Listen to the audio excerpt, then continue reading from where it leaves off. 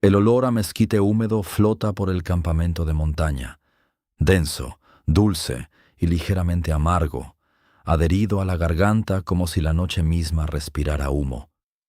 Se desliza a ras de suelo por las faldas de la Sierra Madre de Sinaloa a finales del siglo XIX, serpenteando entre sacos de dormir y correajes de silla de montar, asentándose en la lana y el cuero hasta que todo sabe ligeramente a quemado. El fuego arde pequeño, cuidadosamente apilado para evitar ser detectado, sus brasas brillando como ojos vigilantes. A su alrededor, hombres sentados con rifles apoyados sobre las rodillas, botas bien plantadas en el polvo, escuchan el río rechinar contra la piedra en algún lugar más allá de la maleza. El sonido es constante, implacable. El agua empujando la roca como si intentara recordar algo. Ya les han contado esta historia. Han oído que un intrépido forajido encontró su fin en una confrontación abierta, que los corridos cuentan la verdad, ni que la justicia llegó limpia y públicamente bajo la autoridad del Estado. Les han dicho que la letra no se guarda nada. Pero esta noche no estamos en la letra. Estamos aquí, donde el humo se cierne bajo y los caballos se mueven sin orden. Y algo se mueve bajo la superficie de lo que creen saber. Se sienta apartado de los demás, justo al otro lado del círculo de luz. Es la primera vez que lo ves con claridad. Un hombre de unos 30 y pocos años, delgado por los años que lleva montando, y con una fina cicatriz que le atraviesa el nudillo izquierdo, reflejando la luz del fuego al moverse. Sus dedos recorren la veta desgastada de su silla como si la leyera como si fuera una escritura. Su pulso es regular, su respiración no se altera. Su mirada permanece fija en la oscura cresta que se alza sobre el campamento. Él no tiene miedo. Él está calculando. El viento cambia una vez. Sutil, casi cortés. Su mandíbula se aprieta. Un caballo patea 2 veces sin orden. Y el sonido resuena por el campamento como una rama que se rompe bajo los pies. Uno de los jinetes más jóvenes levanta la vista con los ojos abiertos, pero no dice nada. El río sigue crujiendo contra la piedra. Inclina ligeramente la cabeza, escuchando no a los hombres que lo rodean, sino al espacio que hay más allá de ellos. Escucha, murmura. Los demás se inclinan. La montaña habla antes que los hombres. Nadie se ríe. Una ráfaga repentina baja de la cresta, cortante y fría, abriéndose paso entre el humo y la ceniza. La mitad del fuego se derrumba. Las chispas se dispersan en la oscuridad como insectos en fuga. Una brasa aterriza cerca de su bota y se apaga sin dejar rastro. Lo sientes ahora, ¿verdad? Esa pequeña opresión bajo las costillas. La sensación de que algo ya está decidido. Esta es la noche en que la sierra contiene la respiración. Creen que muere en medio de una ráfaga de disparos con los fusiles en alto, y la rebeldía resuena en todo el valle. Si creen que el enfrentamiento es ruidoso e inmediato, inevitable como un trueno. Creen que el final coincide con la leyenda. Pero en este campamento hay espera, hay escucha. Se va comprendiendo poco a poco que la lealtad se doblega bajo el peso. Vuelve a pasar el pulgar por el borde de la silla, como si midiera el tiempo.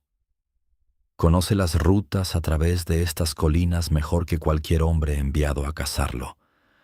Sabe que arroyos se inundan sin previo aviso, que ganaderos le ofrecerán agua, de cuáles cerrarán sus portones.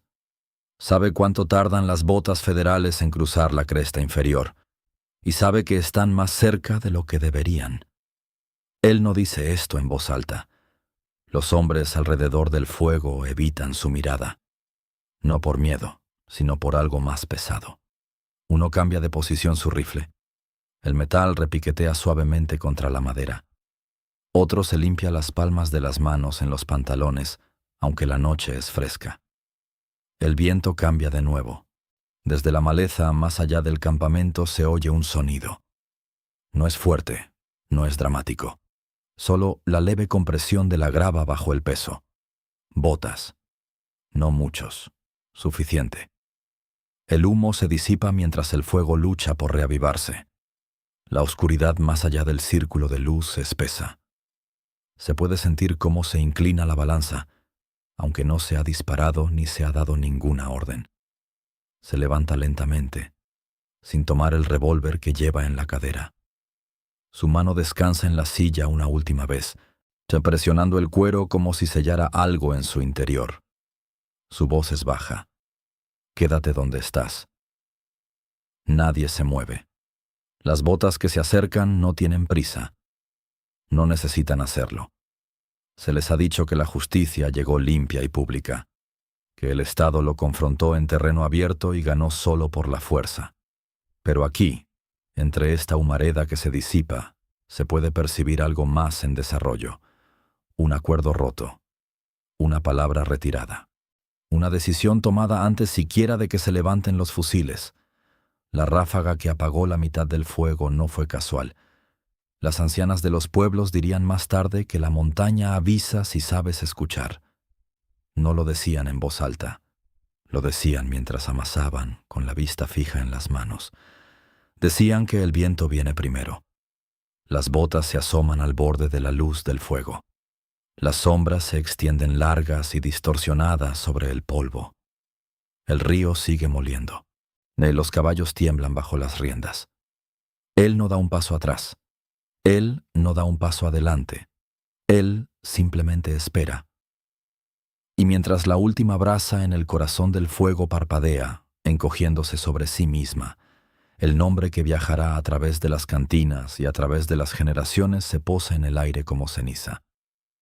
Heraclio Bernal. El sonido de una cuerda solitaria de guitarra al tensarse atraviesa la cantina como un cable tensado entre dos mundos. Si la vibración zumba por encima del roce de las sillas y el tintineo de los vasos empañados, por encima de los murmullos sordos y las botas que pulen el polvo en el suelo de madera. Es un sonido leve, preciso y deliberado, y aún así, todas las cabezas se giran hacia él. El músico se sienta cerca de la pared del fondo con el sombrero bien inclinado, ajustando la clavija con los dedos hasta que la cuerda mantiene su tono. Pulsa una vez más. La nota se queda suspendida. Entonces comienza el ritmo. ¿Conoces este ritmo? Es el ritmo de un corrido que promete gloria. El tempo lleva el paso firme de un caballo en campo abierto. La melodía sube y baja como las colinas de la sierra. Las voces se aquietan. Los hombros se rozan. Las botas empiezan a repicar sincronizadamente bajo las mesas. La balada se desborda en versos pulidos por la repetición, narrando audaces incursiones y un desafío abierto a las autoridades porfirianas, retratando a Heraclio Bernal como un jinete que nunca agachó la cabeza ni se detuvo ante los disparos. La multitud se acerca a medida que el estribillo crece. En la canción, él es limpio. En la canción, él es seguro. En la canción, el enfrentamiento es ruidoso e inmediato, rifles alzados a plena luz del día, justicia impartida en una nube de humo y coraje. Pero no estás aquí para la versión pulida. Estás aquí porque algo dentro de ese ritmo se siente demasiado suave. Escuche atentamente. La leyenda habla de un héroe rebelde. La historia que nos contaron dice que se enfrentó al régimen de Porfirio Díaz con solo temple y convicción. Dice que cayó tal como lo describe el Estado, capturado en un enfrentamiento decisivo, derrotado por una fuerza abrumadora. Pero bajo esa melodía se esconde una corriente más silenciosa, un pacto forjado bajo presión, una palabra pronunciada en la penumbra, una confesión arrancada en la oscuridad. Y ahí es donde empezamos a hacer las preguntas que el corrido no canta. ¿Quién entregó a Bernal en manos federales aquella noche en la sierra? ¿Qué documento cambió el destino de los hombres que viajaron con él? ¿Por qué el informe oficial contradice el relato de un testigo presencial registrado días después? ¿Y a quién todavía le beneficia mantener en la sombra el intercambio final? La guitarra se acelera como si intentara superar el peso de esas palabras. La voz del cantante se agudiza, pues impulsando la narrativa antes de que la duda se apodere de él. Describe emboscadas ganadas, soldados dispersos, aldeas protegidas. No se detiene al borde de la colina. No menciona la espera. En la sala, los hombres asienten. Las mujeres tararean en voz baja. Un vaso se estrella con más fuerza de la necesaria cuando el verso nombra a las tropas federales. El ritmo te aprieta las costillas. Lo sientes ahí. Firme. Insistente. Testimonios estratificados comienzan a aflorar, no en la canción, sino en los márgenes de la memoria. Un viejo ranchero, al fondo de la cantina, se frota el pulgar contra una cicatriz en la sien mientras el coro crece. No canta, observa. Un antiguo compañero habló una vez de aquella última noche, con la voz temblorosa a pesar de los años transcurridos. Él creía que la lealtad era algo más profundo que el dinero. Las palabras quedaron en su mente después de pronunciarlas. No dio más detalles. No era necesario. En la cantina, de la guitarra se transforma en un tono más brillante, impulsando la sala hacia arriba, lejos de la vacilación. La melodía insiste en la valentía. Insiste en la claridad. Insiste en que los héroes caen solo porque son superados en número, nunca porque juzgaron mal a los hombres a su lado. Pero el ritmo es casi frenético ahora. La mano que rasguea se mueve más rápido de lo que la historia puede respirar. Una gota de sudor resbala por la sien del músico. Se le engancha en la ceja antes de caer sobre la superficie barnizada de la guitarra. No se la seca. Sigue tocando. Sientes que la anticipación te aprieta el pecho. No porque desconozcas el final. Conoces el final. Él muere. La leyenda sobrevive. No. Lo que estrecha es el espacio entre lo que se canta y lo que se retiene. El cantante llega a la última estrofa y su voz se reduce a un acorde menor que envuelve la sala en sombras. El ritmo se ralentiza. Las botas dejan de sonar, pues incluso los vasos parecen reposar sobre las mesas sin hacer ruido. La última nota se alarga. La pregunta sigue vigente. ¿Quién se beneficia todavía de mantener en la sombra el intercambio final? El acorde se desvanece. El aire se sostiene. Y esa cuarta pregunta queda flotando en el aire sin respuesta. La textura del papel quebradizo raspa bajo el pulgar de un oficinista, seco como un hueso viejo, descascarándose en los bordes donde la humedad se coló y se asentó durante décadas. Si el archivo municipal de Mazatlán huele ligeramente a polvo y tinta, pero es el tacto de los libros de contabilidad lo que llama la atención. Sus esquinas curvadas, sus costuras ásperas, sus márgenes manchados del color del té suave. Cada página se resiste a ser pasada, como si se resistiera a entregar lo que ha contenido. Se oye la protesta de las fibras cuando el dependiente levanta un volumen del estante. Aterriza sobre la mesa de madera con un golpe sordo. Una historiadora está de pie frente a él, con las mangas arremangadas y las gafas bajas. Abre el libro con cuidado, con las palmas de las manos extendidas, alisando la página sin forzarla. El informe está fechado 3 días después de la muerte de Heraclio Bernal. El lenguaje es seguro, certero. Describe una victoria decisiva contra el bandidaje en la Sierra Madre, un ataque coordinado y ejecutado con precisión. El número de tropas se enumera en columnas ordenadas. Los tiempos se registran con precisión. La narrativa refuerza lo que el público ya aceptaba. Justicia rápida impartida por la autoridad federal. Orden restablecido sin vacilación. Ya has visto esta versión. Es la que quedó grabada en la memoria oficial. Pero el historiador no se detiene en el primer documento.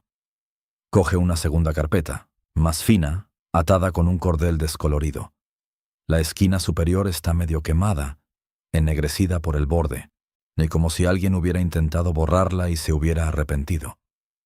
Al desdoblarla, el papel se agrieta por un viejo pliegue. Este informe cuenta una secuencia diferente. Menciona un intento de negociación antes del amanecer. Hace referencia a una reunión privada entre un oficial y un forajido antes de que se alzaran los rifles. Se registran menos tropas presentes en el contacto inicial de lo que afirma el primer libro de contabilidad. La discrepancia no es drástica, es sutil, pero existe, y la cámara se detiene en la tinta, descolorida pero legible. Nos acercamos. Los números no coinciden. El tiempo se retrasa casi una hora. La palabra compromiso es reemplazada en un margen por una palabra más pequeña escrita encima: detención. Ese único cambio lo altera todo. Porque el testimonio de los aldeanos, registrado días después en un registro parroquial local, habla de espera, de voces que se oían a través de la cresta antes de que se disparara ningún tiro, no de un hombre que dio un paso al frente solo. Durante esa última noche, su estado interior no era de desafío temerario. Era un cálculo calculado por las consecuencias. Sabía que la aldea, al pie de la colina, había sido acusada de albergarlo. Sabía que las represalias federales no terminarían con su captura. Según un relato, habló claramente a sus hombres antes de caminar hacia el punto de encuentro. Si camino solo, ellos viven. La frase solo sobrevive en el recuerdo, y nunca aparece en ningún registro oficial. De vuelta en la mesa de archivo, el historiador recorre los trazos del oficial que firmó ambos documentos. Su firma aparece 2 veces en 2 páginas. La primera es firme, con letras profundamente impresas, segura de su victoria. La segunda, adjunta al informe enmendado, tiembla ligeramente. La tinta se acumula irregularmente al pie de su nombre. Casi se puede sentir la pluma arañando la superficie. Lenta, vacilante, corrigiendo, reescribiendo. Pues aquí es donde la historia cambia. No en disparos ni en espectáculos, sino en el acto silencioso de la alteración. El acto se vuelve tangible. Imaginas al oficial sentado en un escritorio iluminado por una lámpara de aceite, con la mandíbula apretada, escuchando el ruido de botas fuera de la puerta. Imaginas la orden entregada. Ajusta los números. Aclara la secuencia. Elimina la ambigüedad. La pluma se levanta. La pluma regresa. Una palabra cambia. Un tiempo cambia. Un enfrentamiento se convierte en una emboscada. Una negociación se convierte en una batalla. La leyenda se mueve en una dirección. La documentación en otra. El oficinista pasa la última página con cuidado. La historiadora exhala por la nariz, lenta y mesurada. Ninguno de los dos habla por un instante, porque el papel no solo contiene nombres y fechas, sostiene el pivote. Y contiene el momento preciso en el que la decisión de un hombre de dar un paso adelante solo queda absorbida por una narrativa que no puede permitirse la vacilación. La cámara se centra de nuevo en la firma alterada. La tinta, aunque descolorida por décadas, aún se ve más oscura donde se presionó con más fuerza. Las fibras que la rodean están ligeramente rasgadas, como si la pluma se hubiera demorado demasiado. La tinta se seca junto a una firma alterada, y la temperatura baja antes del amanecer sobre la capilla de la ladera, un frío punzante que se instala en los nudillos, las orejas y los estrechos espacios entre los botones. El aliento se nubla ante los labios entreabiertos. Los chales se aprietan sobre los hombros. Las piedras bajo los pies descalzos absorben calor sin disculparse. Es la hora en que hasta los gallos dudan. Los aldeanos se reúnen frente a la puerta de la capilla después de que el lejano estallido de disparos se propaga por la sierra. Nadie habla, salvo un murmullo. El sonido se propagó de forma extraña, dicen después, amortiguado por la distancia como si lo presionaran bajo una mano. Sobre la entrada de la capilla cuelga una cruz de madera, oscurecida por años de sol y lluvia. Está ligeramente inclinada hacia la izquierda, un detalle que la mayoría no nota. Pero esa mañana, varios juran que se mueve. No se cae, no se rompe. Turnos. Lo contarán más tarde en la cocina, revolviendo frijoles, en voz baja y con la vista fija en la olla. Dirán que la cruz se enderezó en cuanto sonaron los disparos a kilómetros de distancia. No lo discutirán. No lo defenderán. Simplemente lo repetirán. Dentro, las velas arden a lo largo del altar lateral. Sus llamas tiemblan aunque las puertas permanecen cerradas. Una mujer se arrodilla cerca del primer banco, o con las palmas de las manos apoyadas en el suelo de piedra. Sus dedos presionan las grietas entre las losas como si tanteara el terreno en busca de movimiento. Bajo Porfirio Díaz, el poder no se anuncia con pancartas en lugares como este. Se propaga hacia abajo a través de jefes locales, cartas selladas con lacre, órdenes silenciosas entregadas por la noche. Hombres uniformados ejercen la autoridad de cargos distantes, y los pueblos asumen las consecuencias sin apelación. En la cresta que se encuentra más allá de la vista se alzan los rifles. Él se queda quieto, sin rabia, sin súplicas. Solo un pulso que se ralentiza y se asienta como polvo. Los testigos afirman que habla una vez antes de los disparos. Dígales que no he pedido limosna. Su voz es serena, nada fuerte, nada desafiante, simplemente firme. En la capilla, la mujer arrodillada inhala profundamente. Más tarde insistirá en que siente el calor ascender desde el suelo de piedra bajo sus manos, ni como si el suelo mismo reaccionara a algo terminado más allá de la cresta. Sus palmas se levantan instintivamente, las vuelve a presionar. El calor se desvanece. Los oficiales federales descartan tales relatos cuando salen a la luz. Los llaman superstición. Los reducen a coincidencias. Redactan informes con líneas rectas y lenguaje mesurado. No mencionan cruces ni cambios de aire. Pero los aldeanos sí lo hacen. Preservan el momento en fragmentos de melodía y recuerdos susurrados. Lo entrelazan en versos que trascienden cualquier declaración oficial. No lo describen como un milagro. Lo describen como una alineación. Como una señal de que algo más grande que los rifles presenció el intercambio. Afuera, el frío arrecia antes de amainar. El horizonte oriental empieza a palidecer. Una tenue luz azul se derrama por el umbral de la capilla, rozando la madera desgastada de la puerta y los dobladillos de las faldas fruncidas. La cruz sobre la entrada ahora parece recta, o quizás siempre lo fue. Dentro, las velas arden con más intensidad. Sus llamas se inclinan una hacia la otra, curvándose en la misma dirección aunque no pasa viento entre ellas. La cera se acumula en sus bases, espesa y desigual. Los aldeanos se levantan lentamente de sus rodillas. Nadie baja corriendo la colina. Nadie grita. Los disparos ya han dicho basta. Lo sientes en las yemas de los dedos. El frío que no se va inmediatamente. Y la sensación de que algo se ha inclinado apenas lo suficiente como para cambiar el equilibrio entre el cielo y la tierra. La cámara se detiene en el altar un momento más. Velas parpadeando en una alineación antinatural. Un repentino destello de luz se refleja en el metal pulido, afilado y segador, cortando el gris de la mañana como una espada desenvainada a toda velocidad. El haz se refleja bajo una silla de montar donde el cuero se mueve contra el músculo, y por una fracción de segundo el mundo se reduce a ese destello. Plata contra polvo, acero contra aliento. Es suficiente. El revólver oculto reposa bajo la solapa de la silla, medio oculto por la piel desgastada y la sombra. Ninguna mano lo agarra. Ningún dedo se aferra al gatillo. Simplemente existe allí, latente, hasta que el sol se cuela por la cresta y lo ilumina de lleno. En ese instante, la percepción se fractura. Más tarde, un soldado federal sobreviviente jurará que el destello lo convenció de que el forajido pretendía luchar.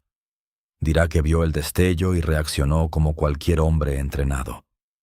Insistirá en que el disparo posterior fue defensivo, necesario. Otros relatos lo rechazan por completo. Afirman que el arma nunca fue desenfundada.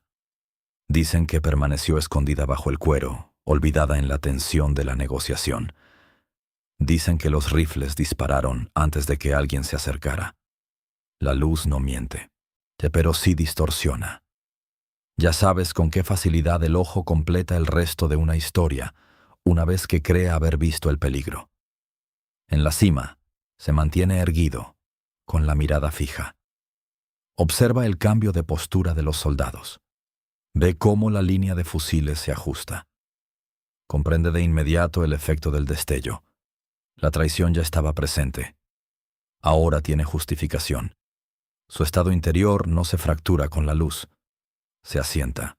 Una calma decisiva lo recorre como un último aliento antes de sumergirse. Sabe que si sus hombres alzan sus rifles, la ladera estallará. Sabe que la aldea de abajo pagará las consecuencias. Se gira ligeramente hacia sus compañeros. Bájalos. 2 palabras. Nada más. Ellos dudan. Él no se repite. Bájalos. Los barriles se hunden. Al otro lado del claro, los dedos se aferran a los gatillos federales. El destello bajo la silla perdura en la memoria más que en el aire. Los disparos se rompen. El polvo salta. Un caballo se encabrita. Pero caer. Corto, afilado, definitivo. El revólver se suelta con la sacudida de la silla. Se resbala, chocando contra una roca antes de rodar por la pendiente. El metal gira, reflejando la luz una y otra vez al descender. Cada destello es un pequeño eco del primero. Un disparo. Otro. Silencio. La cámara sigue el revólver mientras rebota hacia la orilla.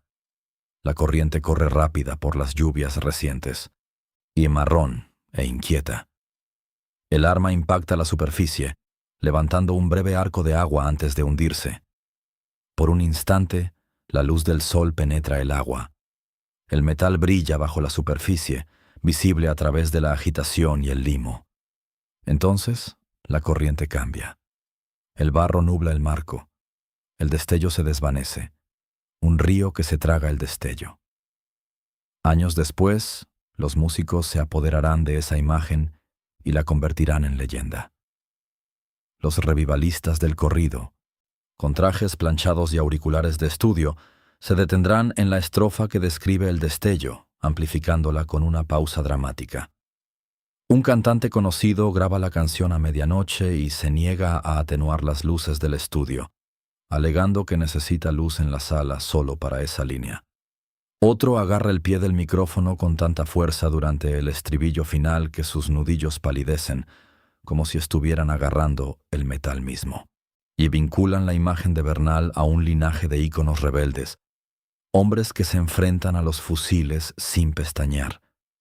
En sus manos, el destello se convierte en prueba de preparación, prueba de valentía, prueba de que se mantuvo armado e inquebrantable hasta el último aliento. Pero los documentos no concuerdan. Los testimonios se fracturan.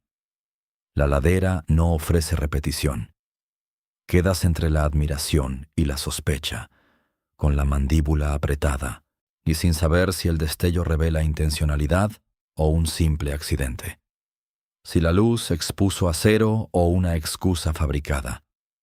El río no se aclara. Lleva lo que se le da. Y mientras la corriente avanza sobre piedras y raíces, tragándose el último rastro de metal pulido, te quedas mirando el agua que avanza sin explicación, llevando sus secretos río abajo. El olor a maíz asado flota en una plaza abarrotada, dulce y carbonizado en los bordes, demezclado con el polvo que levantan las botas y el tenue olor a sudor bajo el sol de la tarde. El humo de las planchas de hierro se eleva en espirales y se posa sobre los puestos del mercado, repletos de chiles y mantas tejidas. Han pasado décadas desde el tiroteo en la loma, pero el nombre aún recorre este pueblo como un condimento, presente en todo, visible en nada. Un cantante ambulante se encuentra cerca de la fuente, con el sombrero a sus pies para recoger monedas. Su guitarra está desgastada en el borde inferior, con el barniz desgastado donde roza con el antebrazo. Rasguea una vez, 2 veces, y la plaza se acomoda a su alrededor. Los vendedores se reclinan contra sus mesas. Los compradores se detienen a mitad de la negociación. Una mula mueve la oreja hacia el sonido. Empieza el corrido. Ya no hay vacilación. Los versos se han pulido con la repetición. La negociación antes del amanecer ha desaparecido por completo. El destello bajo la silla de montar se convierte en un desafío deliberado. La emboscada en batalla abierta. Toda contradicción se ha pulido hasta convertirse en heroísmo. Esto es lo que hacen las comunidades bajo presión política. Cuando el poder oprime durante mucho tiempo, la gente eleva figuras como Bernal a algo más sólido que la carne, lo transforman en un recipiente capaz de resistir, redondean la incertidumbre, endurecen las aristas, me lo hacen más alto en el recuerdo de lo que jamás se alzó en la cima, se nota en la melodía. El ritmo es firme, el estribillo suena limpio. Dicen que si este corrido se canta cerca de la ladera original, se levanta un viento repentino durante la última estrofa. No es una tormenta. No es un espectáculo. Solo una breve interrupción que le roba 1 o 2 palabras al cantante, como si la propia montaña corrigiera la letra. Las abuelas lo mencionan mientras desgranan guisantes. Pero se encogen de hombros cuando les piden pruebas. Simplemente dicen que el viento lo sabe. Aquí en la plaza no se ve ninguna cresta, pero una ligera brisa se agita al ritmo del estribillo. El polvo se levanta y vuelve a asentarse. El cantante entrecierra los ojos, pero sigue tocando. Bernal no aparece como una aparición. No se queda flotando al borde de la fuente. Su presencia reside en el ritmo mismo, en la forma en que los hombros se enderezan cuando se canta su nombre. Residuos culturales, integrados en la melodía. Un vendedor de edad avanzada, con las manos ásperas por años de contar monedas y atar cordeles, se inclina hacia un cliente mientras el coro termina. Él se mantiene más erguido en la canción que nunca en la vida. Lo dice sin ironía, sin burla, solo observación. Alrededor de la plaza, los oyentes se aprietan ligeramente el pecho con las manos mientras se eleva el estribillo final. No en señal de adoración, en señal de reconocimiento. El sonido vibra en las cajas torácicas, en la memoria, en la desconfianza heredada de las versiones oficiales. La tensión entre la historia y el mito resuena bajo la superficie como una cuerda grave en la guitarra. Sientes el calor del fuego en la cara. Sientes algo más bajo ella. Una fina línea de inquietud que no se desvanece. El cantante prolonga la última nota. Sus dedos se hacen más lentos. El acorde se suaviza en silencio. Las monedas tintinean en el sombrero a sus pies. Su metal chocando con metal en pequeños reconocimientos. La conversación se reanuda gradualmente. Los vendedores regresan a sus básculas. Los compradores regatean de nuevo. Y a medida que la multitud disminuye, un niño pequeño se aleja de la fuente, levantando polvo alrededor de sus tobillos, tarareando la melodía en voz baja sin saber por qué. El sonido de la madera al astillarse resuena por la hacienda como el disparo de un fusil, agudo e inesperado, resonando en los altos techos ennegrecidos por décadas de humo de faroles. Los equipos de renovación se mueven con cuidado por las tablas del suelo deformadas de lo que una vez fue un puesto federal en Sinaloa, levantando tablones reblandecidos por el tiempo y las termitas. El polvo se eleva en lentas espirales cada vez que un clavo cede. Una tabla se resiste a levantarse limpiamente. Un trabajador hunde la palanca aún más. La madera se parte. Algo metálico resuena debajo. Se arrodillan. Y bajo las tablas, envuelta en hule rígido por el tiempo, se encuentra una pequeña caja de hojalata, no más grande que la palma de una mano. Su tapa se resiste al principio. Luego cede con un roce sordo. Dentro reposa una pila de papeles doblados, con los bordes amarronados y la tinta tenue pero intacta. La habitación queda en silencio. Puedes sentirlo. Ese nudo en la garganta que llega antes de que alguien hable. La carta no está firmada en la parte superior, pero el nombre aparece en el cuerpo. Un oficial presente en la captura de Heraclio Bernal. Un hombre cuya firma ya se ha visto en los archivos municipales. El documento no es un informe. Es una confesión. La letra se inclina de forma irregular sobre la página. Las líneas se amontonan como si la urgencia superara la disciplina. El oficial admite haber tenido una reunión privada antes del amanecer. Describe haber estado cara a cara con Bernal en la penumbra, o lejos de los fusiles de ambos bandos. Escribe que se había negociado la rendición, que se propusieron los términos, que se había insinuado un salvoconducto para la aldea. Luego viene el cambio. Llegan órdenes de arriba. Los superiores exigen espectáculo. Quieren un ejemplo, no una detención silenciosa. El oficial registra el momento en que comprende que el acuerdo no se cumplirá. Él creyó en mi palabra. La frase aparece sola en la página. Sin adornos. No defense. El estado interior de Bernal en esa negociación emerge a través de las líneas como una sombra que pasa sobre la piedra. No es imprudente. No es ingenuo. Es cauteloso. Calcula el riesgo frente a las consecuencias. Sopesa su propia supervivencia frente a la seguridad de quienes se encuentran al pie de la cresta. La confianza no se ofrece gratuitamente. Se mide. De todos modos, decide ampliarlo. No porque confía en el régimen, porque confía en el hombre que está frente a él. De esa es la apuesta. Semanas después, los historiadores se reúnen en la hacienda, con guantes en las manos y respirando con dificultad en la habitación cerrada. Debaten la autenticidad. Cuestionan el motivo. Examinan la tinta con lupa. El análisis forense confirma que las fibras del papel coinciden con las de finales del siglo XIX.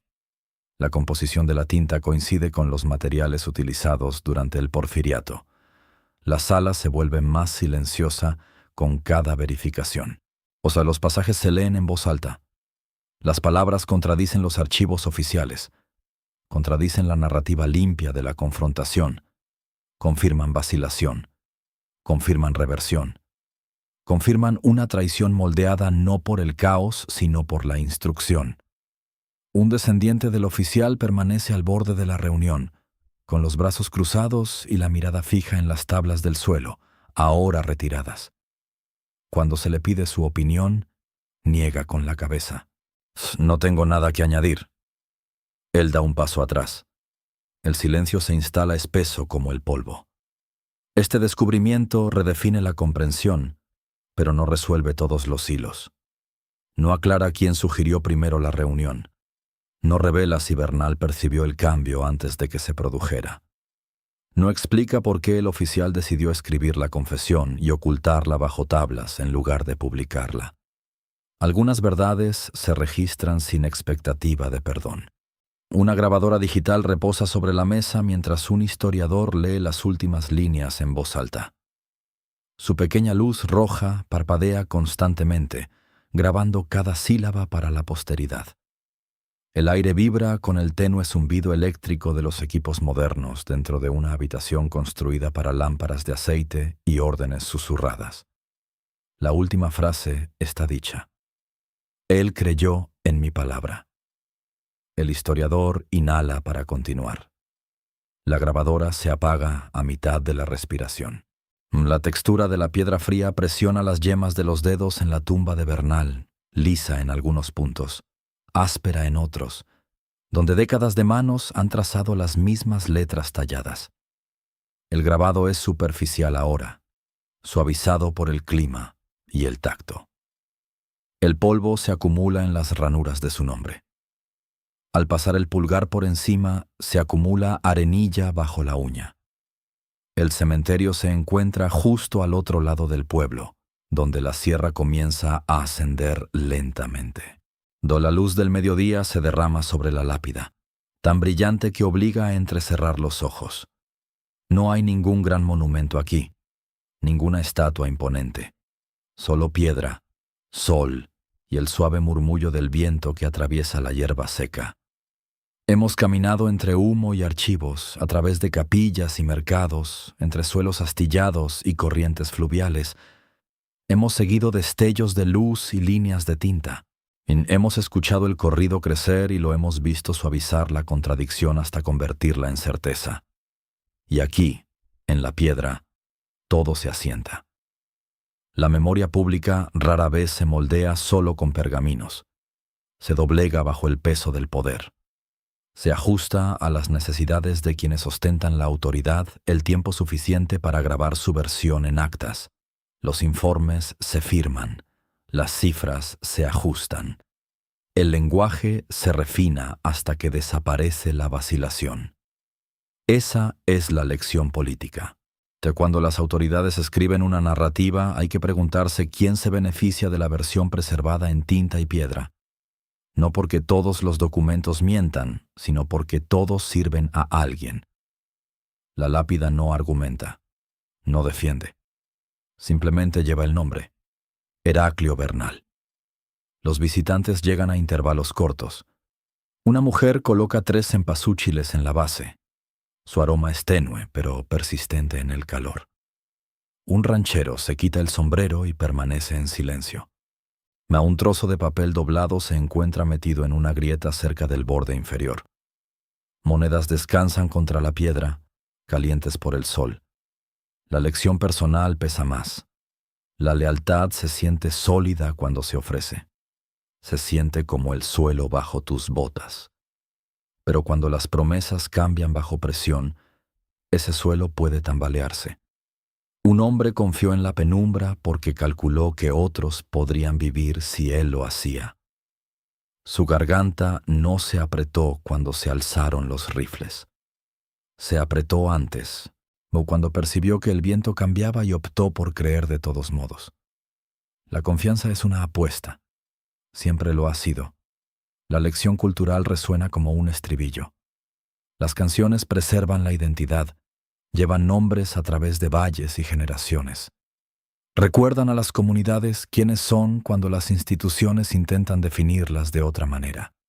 Pero las canciones también pulen las asperezas, condensan la complejidad en versos que se pueden recordar y priorizan la claridad sobre la contradicción.